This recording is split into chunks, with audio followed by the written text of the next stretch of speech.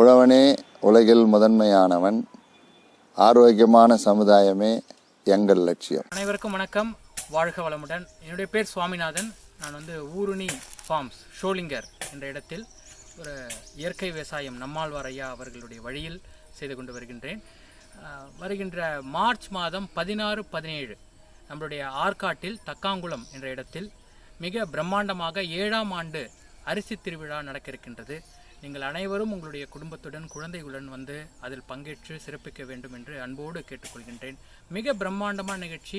மூத்த இயற்கை விவசாயிகள், எக்கச்சக்கமான பாரம்பரிய விதைகள், காய்கறி விதைகள், நம்மளுடைய குழந்தைகளுக்கான விளையாட்டுகள், நிறைய கலை நிகழ்ச்சிகள் எல்லாம் ரொம்ப அற்புதமாக நடக்க இருக்கின்றது.